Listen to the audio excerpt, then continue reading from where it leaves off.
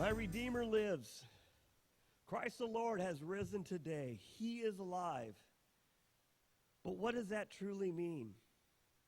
If life and common sense has taught us anything, it's that something that is dead stays dead. But I tell you the truth, he is alive. For you see, Jesus is not just a man. He was more, much more than that. He was God in the flesh who came here for us. He came here for you. Now, if you're looking for answers or trying to figure this out, or questions about what had really happened, you're not alone. The disciples had trouble with this too, particularly one individual.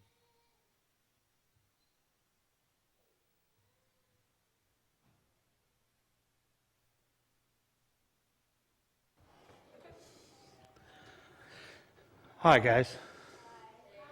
My name's Thomas. It's good to meet you. You guys, can you see my hands? They're good. They're strong hands. I'm a builder by trade, and when I met this Jesus guy, he said, "Come and follow me and do life with me," and so I did. And that's not quite like building. It's a little different.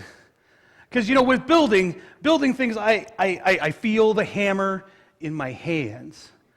I see the nails go into the wood. I can feel the bricks as I lay them on the ground. And now, if I can feel it, if I can see it, if I can touch it, it's real. And I'm not a glass half empty kind of guy. And I'm not a glass half full kind of guy like John. But I'm a realist. And what's real is real. And, I'm not old. I'm not so young either. But there are things in our life, even as we're at a young age or even an old age, that we reflect back on, those things that we see that we never forget. And what I saw was unforgettable. See, we were in the garden, and these people came up, and they took Jesus out of the garden. And then they took him to this place where they had a trial. And then they accused him of things, and then they beat him. They beat him, and they kicked him. And my brother, my friend, I didn't even recognize his face. He was bleeding. They whipped him. And then they made him carry a cross to the hill called Calvary. Bleeding. He's dragging his cross. He got so tired that the soldiers pulled a guy out of the crowd to help him with that, and all I could do was hide. It's my friend. It's my brother. It's my teacher. When they took him to the hill, they laid him down. And with nails that I know about, and a hammer that I know about, they pounded in the nails inside of his hands and his feet, and they put him up between two thieves. They put a sign above his head that says, "Jesus of Nazareth, King of the Jews." Crown of thorns on his head. As if he wasn't bleeding enough. They mocked him. They laughed at him. They said, if you're king of the Jews, if you're God's son, why don't you pop yourself off of that cross? I'm not going to lie. I wish he would have. But then you know what he did? He did the craziest thing. He said, "God, forgive them. They don't know. They don't know what they're doing." And he died. He died on that cross. I saw it. And if it wasn't bad enough, a soldier came up and he took a spear and he rammed it into his side. I saw it happen. I saw it go into him. Jesus, he was dead. We buried Jesus. I know we buried Jesus. I saw it happen. I saw him die. I saw them roll the rock in front of him. It was a couple days later, 3 days, Peter and John came to my house. I didn't want to talk to anybody. I didn't want to see anyone.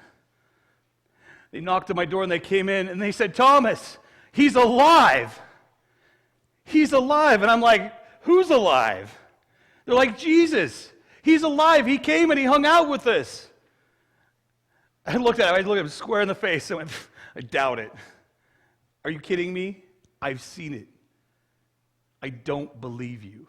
And they kept trying to convince me that he was alive. And who does that?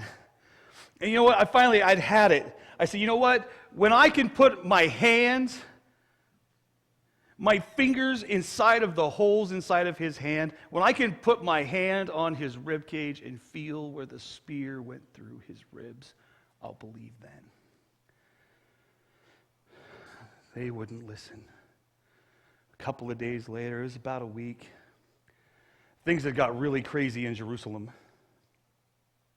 They were shouting and they were screaming. People were making accusations. They said that we, the apostles, stole Jesus' body. We didn't know what to do. We were trying to figure out how to get out of Jerusalem, so we were hiding inside of this room. The doors were locked. Nobody knew we were there. And then from behind me, I heard a voice. And I turned around. No, I didn't turn around. How could I turn around? The voice that I heard behind me, that guy wasn't alive.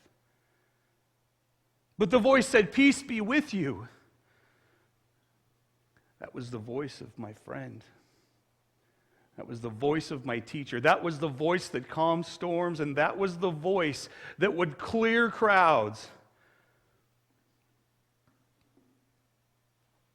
My God, what do I do? It's true.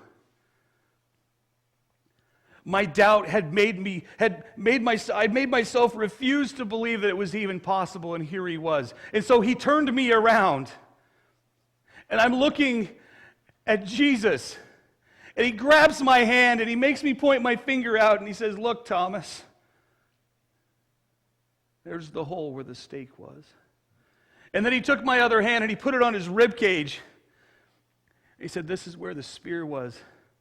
I lost it. I hit my knees and I said, my God, my Father, I praise you. I believe in you.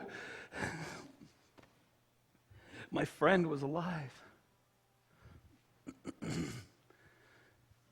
He said, Thomas, you're blessed because you saw me and you believed.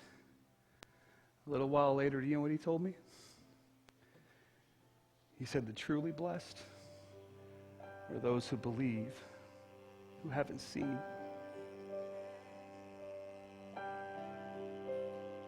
In the morning when I rise, in the morning when I rise, in the morning when I rise, give me Jesus. Oh, give me Jesus. Give me Jesus. Oh, you can have all this world. Just give